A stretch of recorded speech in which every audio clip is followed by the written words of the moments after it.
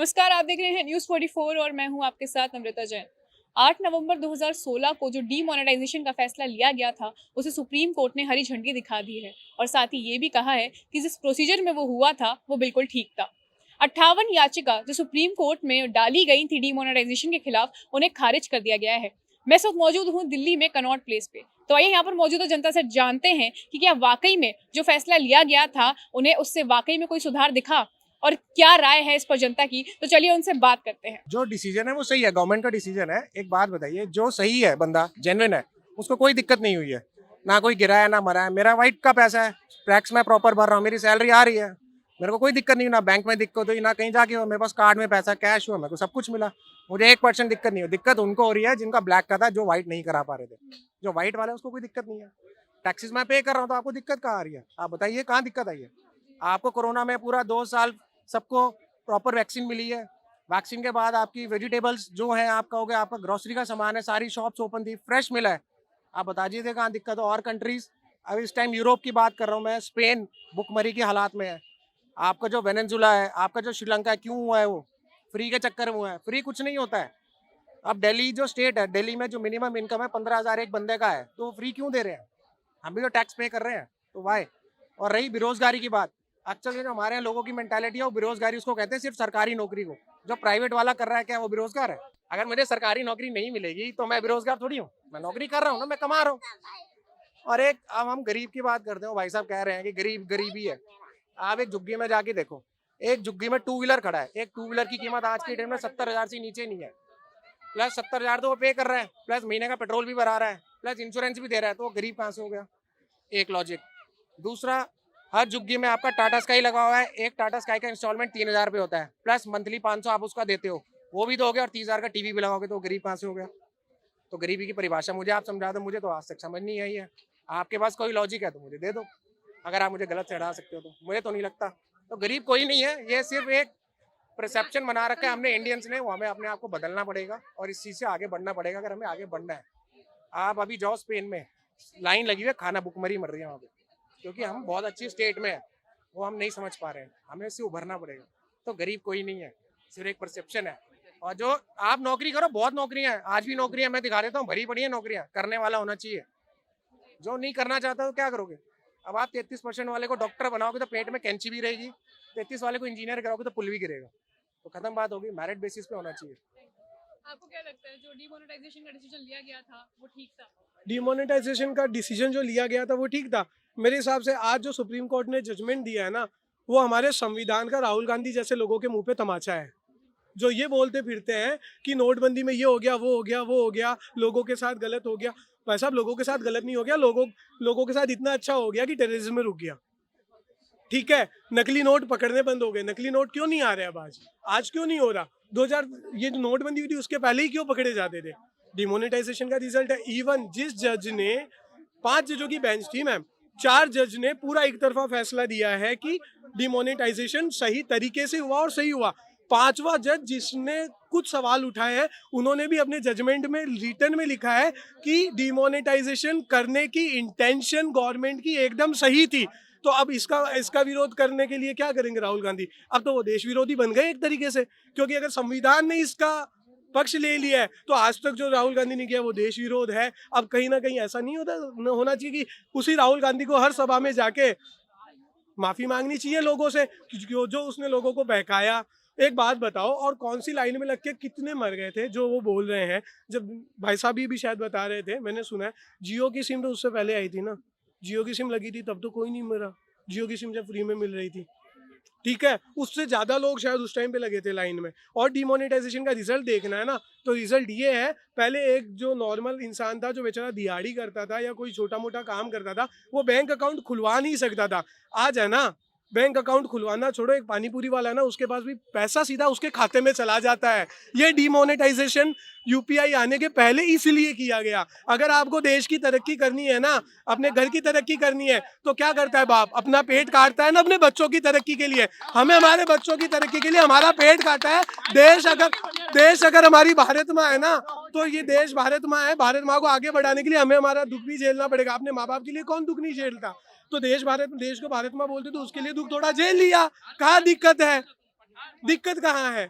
आज जो टेक्नोलॉजी है वो कहाँ से आ रही है? आज कहीं पे नहीं लगा देखते कि भाई साहब सावधान रहे, लावारिस वस्तुओं को ना छुए, उसमें बम हो सकता है। आज तो नहीं देखते, आज क्यों नहीं हो रहा?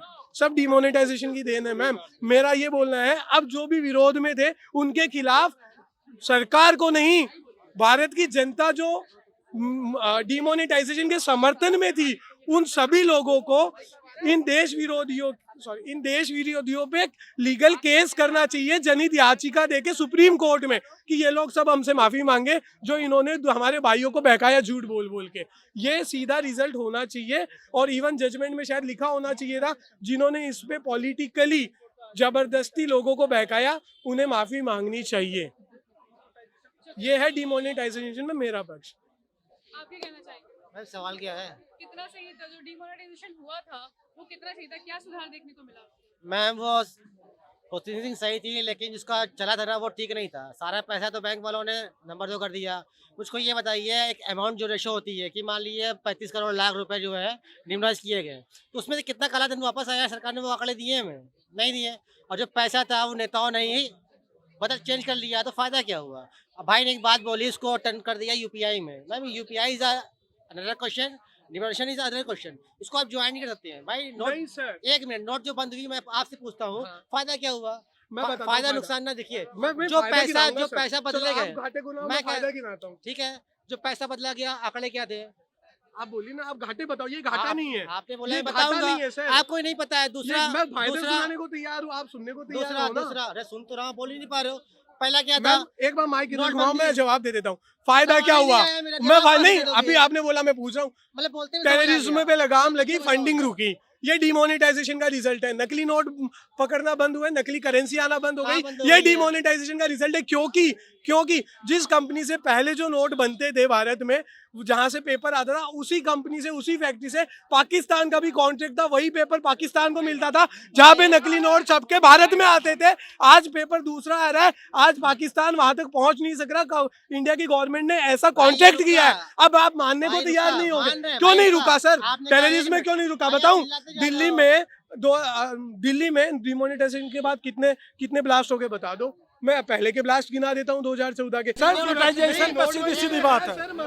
डीप मोनेटाइजेशन के बाद कितने चुनाव हुए हैं? क्यों नहीं होता? जनता ने अपना डीमोनेटाइजेशन पे जवाब दे दिया, बस ठीक ना? आज- चुनाव आज हुआ, अगर सर जो बोल रहे चुनाव हैं- पे जनता ने अपना मोहर डीमोनेटाइजेशन पे लगा और दिया। उसके अलावा दूसरी बात, आज जो बोले संविधान ने भी लगा दिया। लेकिन सवाल आज ये है ना, डिमोनेटाइजेशन फायदा पे, क्या हुआ? आज फायदा क्या हुआ, नुकसान क्या फायदा हुआ? सुन एक लो बार, भाई। यानी संविधान गलत हो गया, सुप्रीम कोर्ट गलत हो गया। भाई, NGO सुनना थे सीखो, भाई, इस सुनना देश में, सीखो। ठीक ना? वो सेल कंपनियां थी जो जिसका पैसे जो नोट रखते थे, वो डाटा भारत सरकार के पास आ गया। छोटी छोटी सेल कंपनियों को बना के इस देश को लूटा जा रहा था। जो डाटा भारत सरकार के पास आया, वो सारी जो 2 नंबर की कंपनियां थी, सब 2.5 लाख कंपनियों को बंद कर दिया। डिमोनेटाइजेशन का पहला फायदा। दूसरा फायदा कि अरबपति आदमी एक रिक्शे वाले के पास आया कि भैया थोड़ा मेरा नोट बदलवा दो। पूछते नहीं थे, लात से मारते थे। बड़ी लंबी गाड़ी लेके कोई जाता था तो गरीब सोचता था कि ये लूट लिया है। पहली बार मोदी जी ने एक गरीब का बेटा चाय वाला, उसको ला के गरीब के कदमों पे डाल दिया। ये मोनेटाइजेशन का फायदा है, असली फायदा है। आप क्या कहना चाहेंगे, कितना फायदा हुआ? मैम डिमोनेटाइजेशन एकदम इलीगल है। अब अभी आपने बताया कि सुप्रीम कोर्ट के जस्टिस ने हमें बता ही दिया कि ये कानूनी तौर पे बिल्कुल सही नहीं था।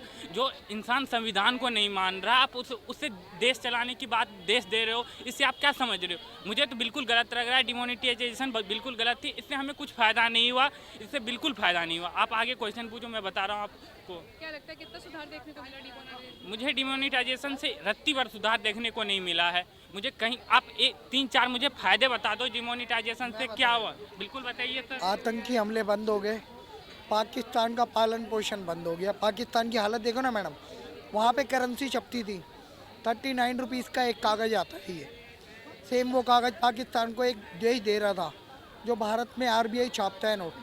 500 और 1000 39 रुपीज़ में छप रहा है। 50 रुपये में यहाँ नेपाल के रास्ते से आता था। कंटेनर भर भर के केरल पहुँच चुके थे 2, और ब्लैक काला मतलब वो नकली नोट हर दूसरे दिन ATM से नकली नोट मिल रहे थे। सर 30,000 करोड़ के जो अडानी एयरपोर्ट पे ड्रग्स पकड़ा है उस पर आप भी बता मैं दीजिए। बताया था, पकड़ा गया ना, पहले पकड़ा ही नहीं जाता था। अच्छा ऐसा थोड़ी था सर, मैं बता अरे अडानी पाकिस्तान खरीदने वाला, इस नालायक को कौन समझाए? हम पाकिस्तान खरीदने वाले, इन्हें कौन बताए ये बात? तो ये बात आपने अंधभक्त भाई, वाली कर दी। अरे चमचो सुन तो लो, आप सुनो तो। हम खरीद लेंगे पाकिस्तान को, वक्त ही सारे लोग दिखाई सुन तो लो। मैडम डीमोनेटाइजेशन का एक और फ़ायदा बताता हूँ। आतंकी हमले रुके, मनी इन सर्कुलेशन जितना था वो वापस नहीं देते बैंक वाले मैडम, हमें नुकसान हो रहा था। जैसे डीमोनेटाइजेशन हुआ है, आतंकी हमले बंद हो गए, कश्मीर से आगे आतंकी नहीं बढ़ पाता। पहले यहीं पे लाउड स्पीकर लगा रहता था, लावारिस वस्तु बम हो सकती है, अब वो बंद हुआ कि नहीं हुआ? और एक बात, बड़े बड़े लोगों के घरों में छापे पड़े हैं, और जो money in circulation black money था वो सारा भारत की इकॉनमी में आ गया एक नंबर बन के। वो एक नंबर का पैसा हो गया 2 नंबर का पैसा। आज भीम ऐप चल रहा है, यूपीआई चल रहा है, रुपे कार्ड चल रहा है, और रुपे में भी एक और जो एडवांस टेक्नोलॉजी है कि हम सिर्फ दिखा के ही, तो मेट्रो में भी चलने लग गया, सिर्फ कार्ड दिखा के ही पेमेंट कर सकते हैं। आज हर एक व्यक्ति के पास एक नंबर का पैसा है। पहले ब्लैक मनी इन सर्कुलेशन बहुत ज़्यादा था, जिससे क्राइम बढ़ रहा था, नेपाल के माध्यम से बहुत पैसा आ रहा था, पाकिस्तान इस देश में आतंकी हमले करता था उसी ब्लैक मनी से। ये नहीं समझेंगे, पहले डीमोनेटाइजेशन पे बुक पढ़ो जो लिखी गई है। सर मैं बता रहा हूँ, आप नुकसान बताओ, चलो मैंने फायदे बता दिए। तो ये थी दिल्ली की आम जनता, जिनसे हमने जाना कि डीमोनेटाइजेशन के उस फैसले से वो कितने ज़्यादा खुश हैं और क्या वाकई में उन्हें कोई सुधार देखने को मिला। सब लोगों ने अपने अपने विचार व्यक्त किए। आप भी हमें कमेंट सेक्शन में बताइएगा ज़रूर कि क्या वाकई में वो डिसीजन ठीक था और क्या वाकई में इस देश में डीमोनेटाइजेशन के बाद सुधार हुआ। कैमरा पर्सन विवेक के साथ मैं नम्रता जैन, न्यूज़ 44 दिल्ली।